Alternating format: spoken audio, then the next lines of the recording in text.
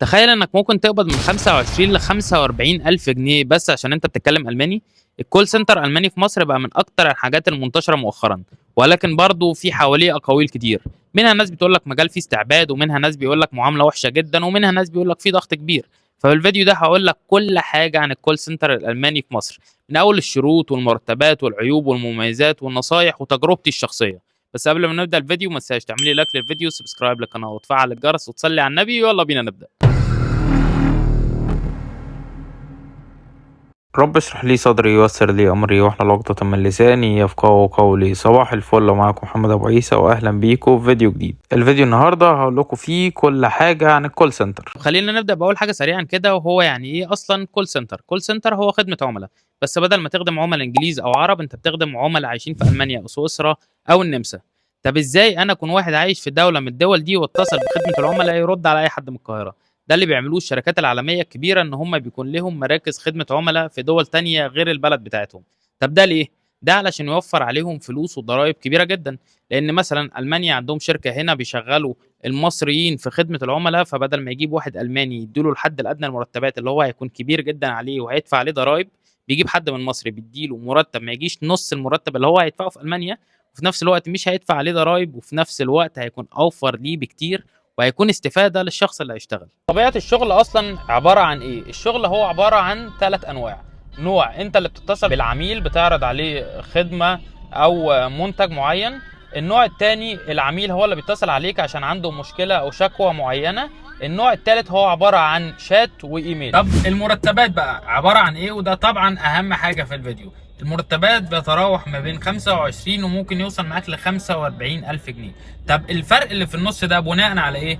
بناء على الخبره بتاعتك، على مستوى اللغه المطلوب، على الشركه، وعلى الاكونت اللي انت بتشتغل فيه. وكمان من مميزات الكول سنتر اللي فيه تأمين وفيه حوافز وفيه مواصلات في بعض الشركات. المفروض مستواك يكون قد ايه علشان تشتغل كول سنتر؟ هو المفروض بيبدأ من البي 1، ولكن اغلب الشركات بتطلب بي 5، لان مطلوب منك تكون لغتك قوية وبتعرف تتكلم كويس جدا، علشان انت بتتكلم مع العملاء في التليفون وبتتناقش معاهم في مشاكل، فانت لازم تكون عارف تتواصل مع العملاء دي بشكل جيد جدا. طب ايه بقى اشهر الشركات او اكبر الشركات في مجال الكول سنتر الالماني في مصر؟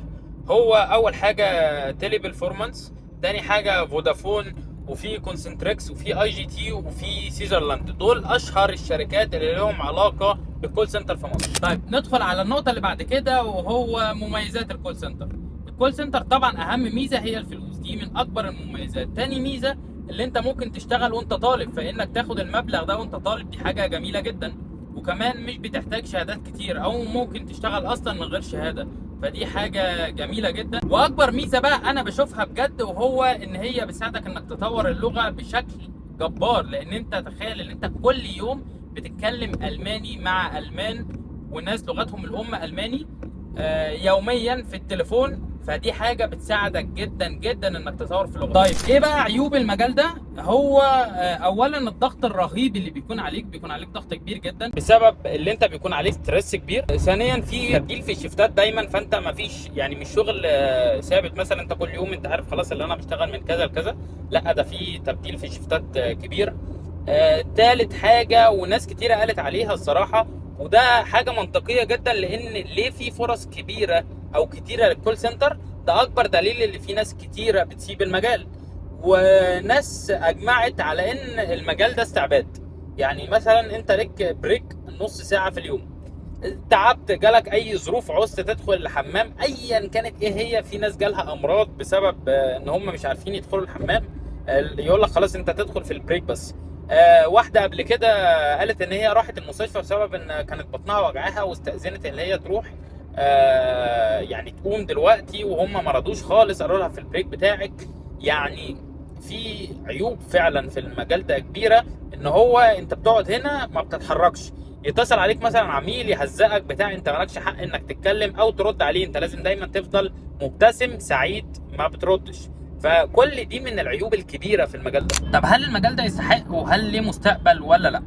بصوا، هو يستحق الصراحه كفلوس، فلوسه ممتازه جدا لو انت لسه بتبدا حياتك، ولكن كمستقبل انت ما ينفعش تعتمد عليه ان هو يكون مجالك الاساسي. لازم تكون عامل بلان لنفسك ان هو انا مثلا هشتغل المجال ده او اشتغل كول سنتر مثلا خلال فتره الكليه بتاعتي، اشتغل 3 4 سنين اجمع لي قرشين حلوين، اطور من لغتي، وبعد كده هسافر مثلا المانيا، هروح ادرس، هروح اشتغل، ايا كان ايه هي. بس لازم تكون حاطط لنفسك خطه بوقت، ما تسيبش نفسك، لان في ناس كتيره بتتسحب في المجال ده بتلاقي العمر عدى بيها وهو في الاخر ولا عمل شهاده ولا عمل خبره لنفسه ولا عمل اي حاجه. هو كل قصه ان هو خد فلوس حلوه، ولكن انت بعد كده ممكن يستغنوا عنك في اي وقت. انت ده مجال مش مضمون، في ناس كتير جدا بتسيبه وممكن تتفصل انت في اي وقت. الكول سنتر بالنسبه لك انت ما ينفعش تعتمد عليه كمجال اساسي هتكمل فيه العمر كله.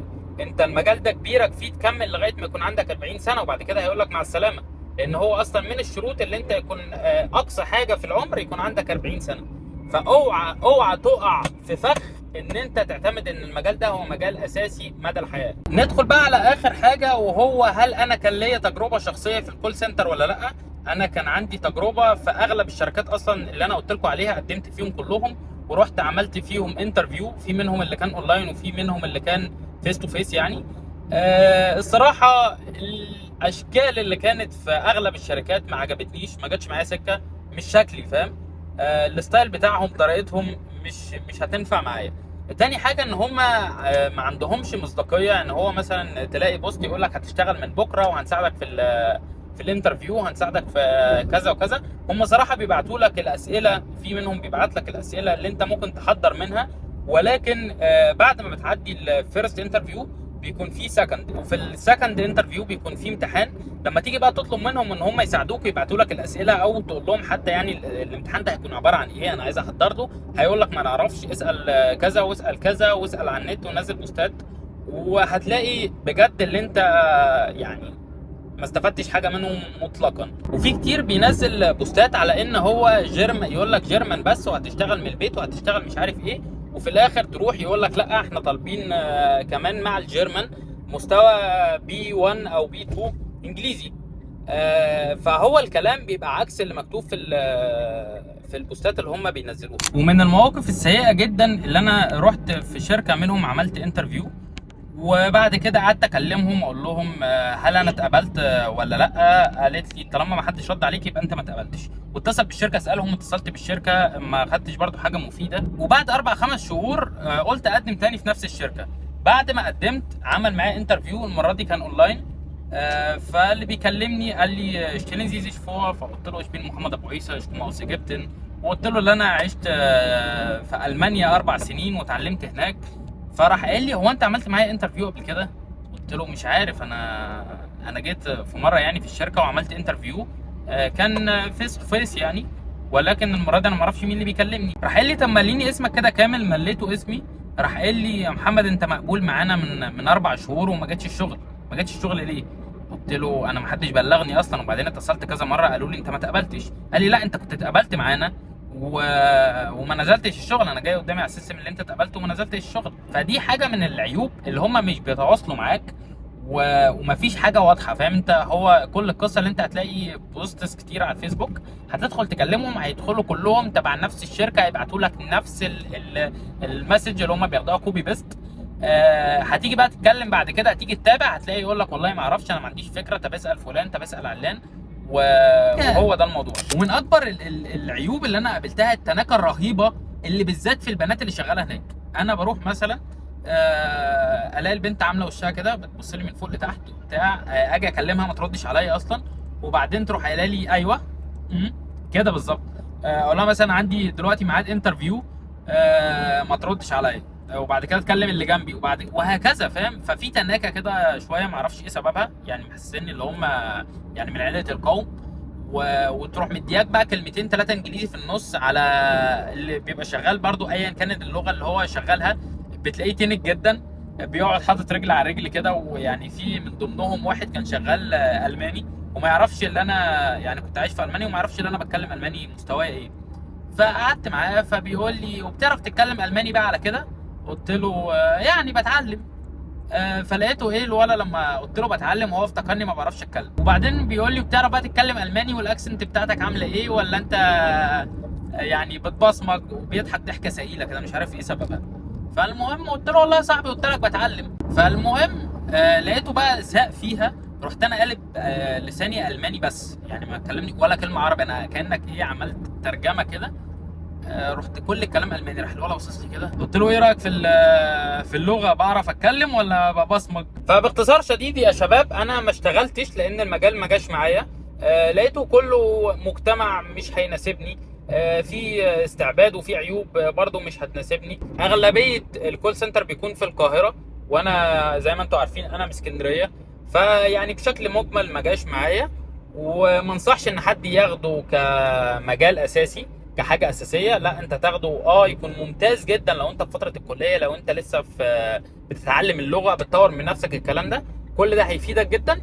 ولكن اوعى تعتمد عليه كحاجه اساسيه طول عمرك، علشان هتندم بعد كده لما تلاقي العمر عدى بيك وتلاقي نفسك معكش شهاده ومش عارف تعمل حاجه. وبكده يا شباب نكون وصلنا لنهايه الفيديو. لو الفيديو عجبك ما تنساش تعمل لي لايك للفيديو، سبسكرايب للقناه، وتفعل الجرس، وتصلي على النبي. وفي نهايه الفيديو سبحانك اللهم وبحمدك اشهد ان لا اله الا انت استغفرك واتوب اليك. انا معكم محمد ابو عيسى، اشوفكم في فيديو جديد ان شاء الله.